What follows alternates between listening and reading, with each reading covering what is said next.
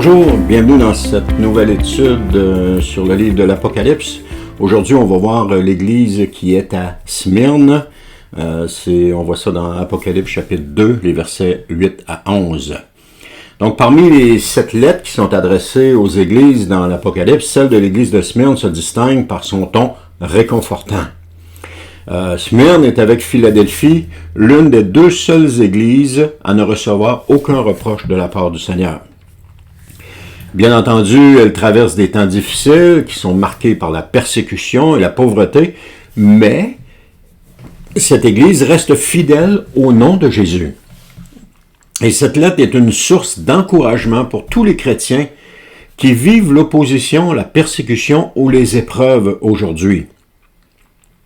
Jésus ne promet pas une vie facile, mais il affirme que la fidélité est plus précieuse que le confort. Et à ceux qui endurent jusqu'à la fin, il garantit une récompense éternelle. Quel message intéressant. D'ailleurs, ce message nous montre que le réveil spirituel ne naît pas dans l'aisance, mais dans la fournaise. Et l'église de Smyrne ne brillait pas par sa prospérité, mais plutôt par sa fidélité. Dans chaque génération, Dieu cherche des cœurs brûlants qui tiennent ferme quand tout vacille. Donc, à quelque part, le réveil commence lorsque nous choisissons d'être fidèles, peu importe le prix.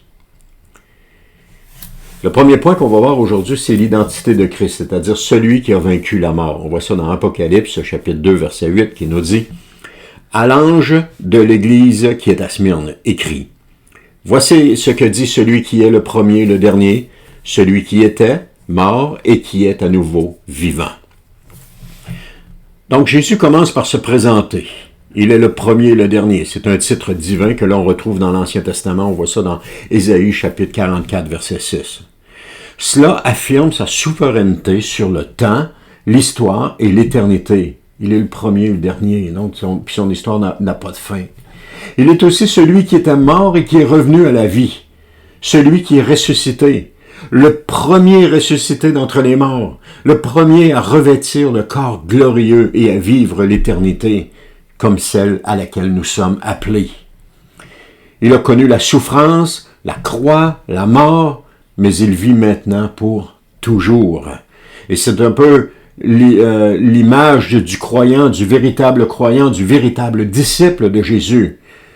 Dans sa vie, il va connaître la souffrance, il va connaître des afflictions, il va connaître finalement la mort, mais il a une espérance, celle de vivre maintenant pour toujours.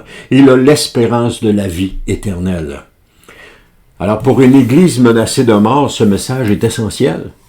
Le Christ glorifié a traversé la souffrance et en est ressorti vainqueur.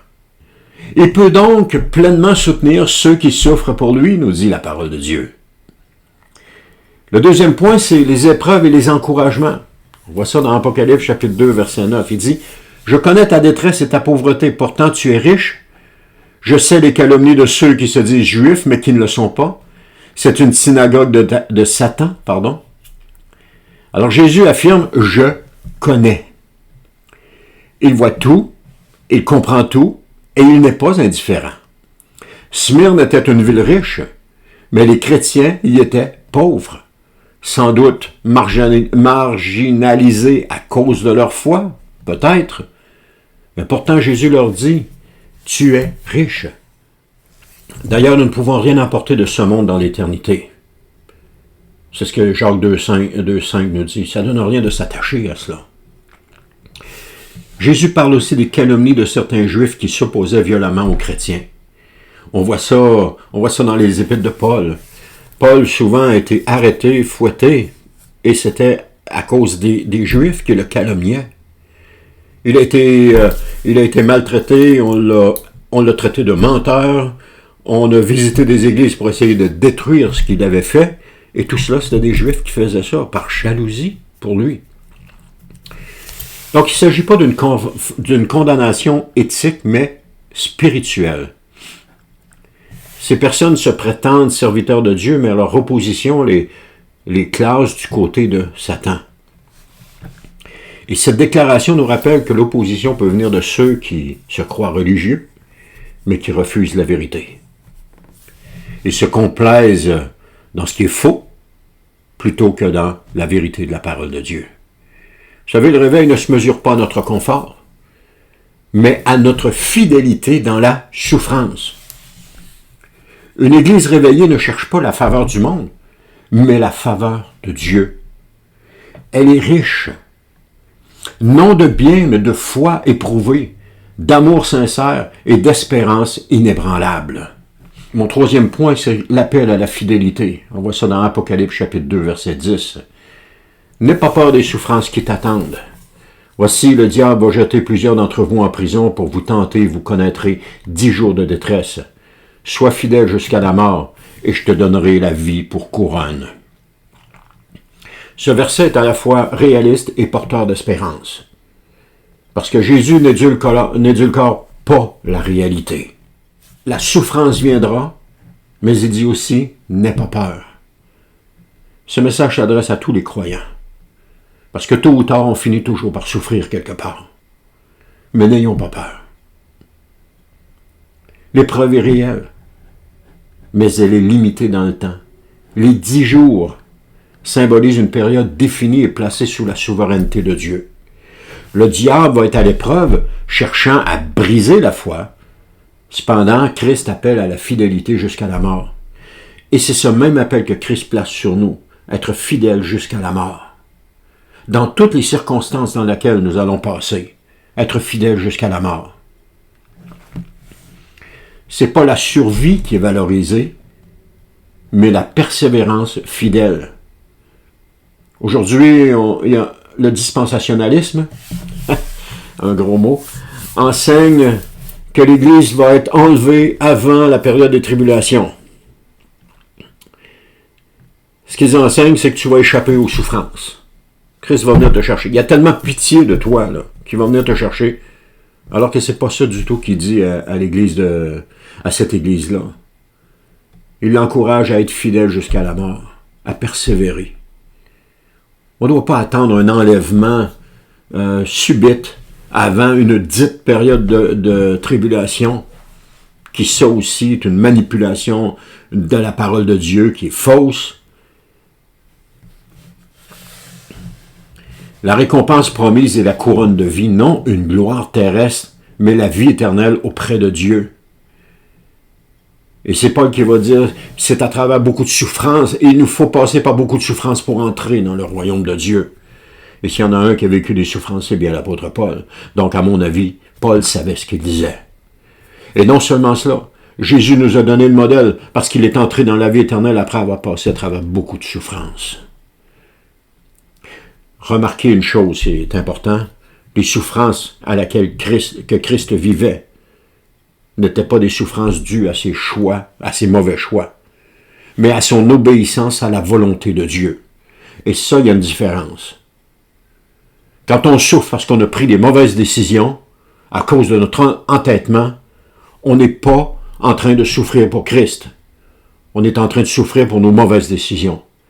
Souffrir pour Christ, c'est faire ce que le Seigneur nous demande et d'accepter que les choses ne se passent pas comme on souhaiterait qu'elles se passent. Et subir les calomnies, subir les pressions, subir les difficultés, parce qu'aujourd'hui, on ne fouette plus avec des fouettes, mais on fouette avec des paroles. C'est d'être prêt à accepter les injures, d'accepter l'incompréhension et de continuer à marcher selon ce que Christ nous demande. C'est ça, l'épreuve. C'est la fidélité à ce que Jésus nous demande, malgré toute l'opposition que le monde autour de nous, chrétien ou non chrétien, nous impose. Paul va parler aussi de cette couronne dans 2 Timothée 4,8 comme une couronne de justice. Donc le réveil véritable commence lorsque la crainte de l'homme est remplacée par la crainte de Dieu. Smyrne nous montre que même emprisonnés, même menacés, les croyants peuvent être libres intérieurement. Et il y a des témoignages, il y a plusieurs témoignages de cela. Lorsqu'on lit des livres sur l'ancienne URSS communiste, et que les chrétiens ont été arrêtés, mis en prison, torturés, etc., et qui ont persévéré là-dedans, ils étaient libres intérieurement. Ils avaient la liberté intérieure parce qu'ils connaissaient celui en qui ils avaient cru. Et ils savaient que celui qui les avait appelés leur promettait la vie éternelle et que ce temps de persécution ne durerait qu'un temps. Donc une Église réveillée ne négocie pas avec la fidélité. Elle tient ferme, elle résiste, elle espère. Soit elle sait, que sa récompense est dans l'éternité. Le quatrième point, c'est la promesse divine. On voit ça dans Apocalypse 2.11. Que celui qui a des oreilles écoute ce que l'Esprit dit aux églises. Avez-vous remarqué ici, avant de continuer le passage, avez-vous remarqué ici, il dit que celui qui a des oreilles écoute ce que l'Esprit dit aux églises, au pluriel. C'est pas que celui qui a des oreilles écoute ce que l'Esprit dit à cette église principalement. Non. Qu'il écoute ce que l'Esprit dit aux églises, les 7 églises. Les 7 églises qui sont la représentation des églises aujourd'hui. Alors ces 7 lettres-là, on doit les écouter. On doit écouter l'Esprit lorsqu'il nous parle dans ces 7 lettres-là. Et il va dire ici à Smyrne, au vainqueur, c'est Smyrne, oui? Oui, à Smyrne, c'est ça. Au vainqueur, la seconde mort ne causera pas de mal. L'appel à entendre est répété dans toutes les lettres. Chaque croyant est invité à écouter et à mettre en pratique ce que l'Esprit dit. Le vainqueur, c'est celui qui reste fidèle malgré l'opposition. Être vainqueur ne signifie pas éviter la souffrance, mais tenir bon jusqu'à la fin. Et c'est ça que le Seigneur nous demande, de tenir bon jusqu'à la fin. Parce que c'est seulement à la fin qu'il va revenir. C'est pas avant. Croire un retour de Jésus avant la fin, c'est croire un mensonge. Ni plus ni moins. C'est croire un faux enseignement. Parce que c'est pas ce que la parole de Dieu nous dit. La parole de Dieu nous dit qu'il va revenir, mais au dernier jour. Pourquoi je dis ça? Parce que la résurrection se fait au dernier jour. Et le dernier jour, c'est lorsque Jésus revient. Alors tout ça, c'est attaché ensemble. La promesse est extraordinaire.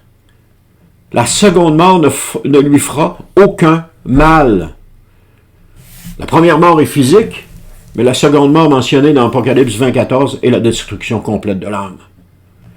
Les vrais croyants, même s'ils meurent dans la chair, vivront éternellement dans la présence de Dieu.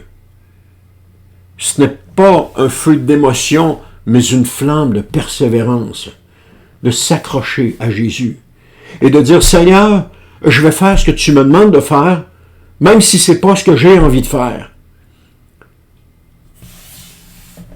Ceux qui vivent dans la lumière, ou encore, je vais endurer ce que tu me demandes d'endurer, même si je n'ai pas envie de l'endurer. Seigneur, je vais t'obéir. Ce que tu me demandes, je vais le faire. Alors, ceux qui vivent dans la lumière de l'éternité n'ont pas peur de ce que l'homme peut faire. Ils vivent pour plaire à celui qui a vaincu la mort. Donc, en conclusion, qu'est-ce qu'on doit retenir? L'Église de Smyrne nous enseigne une vérité essentielle. Il est possible d'être pauvre, persécuté, calomnié, et pourtant riche et approuvé par Dieu. Et voici les principales leçons à retenir. Dieu connaît nos souffrances et notre fidélité. Les persécutions ne doivent pas nous faire reculer. Notre vraie richesse est spirituelle, non matérielle. Et la souffrance a une fin, mais la couronne de vie est éternelle et sans fin. C'est ce que ça veut dire, éternel, sans fin. Alors Smyrne nous enseigne que le réveil n'est pas toujours accompagné d'applaudissements ou de prospérité, ou de popularité. Parfois, il s'exprime dans les larmes, les chaînes et les pertes. Mais là où l'amour reste fidèle, là où le cœur reste brûlant malgré la douleur, le ciel est ouvert et la couronne de vie est en vue. Et Christ nous appelle aujourd'hui à tenir ferme, les yeux fixés sur la récompense éternelle. Il est vivant, il a vaincu la mort, et il marche aux côtés de son Église souffrante. Alors n'ayons pas peur.